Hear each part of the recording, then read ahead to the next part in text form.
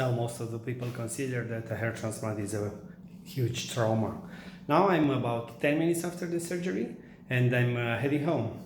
So I leave my office. It's actually the office of the hair transplanter, a self-auto transplanter.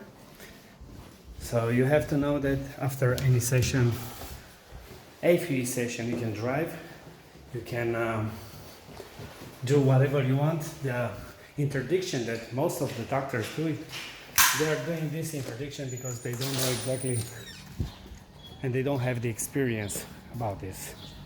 So hair transplant is very easy, and of course nobody can see that I've done something. Let's go home.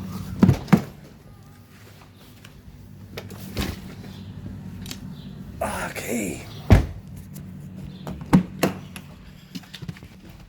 All right. Very important in the car for the patients who done the hair transplant.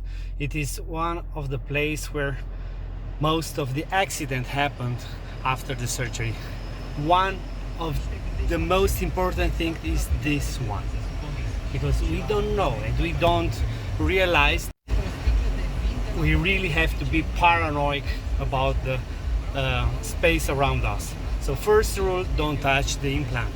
The rest is just the common sense. So, heading home now. See you later, guys.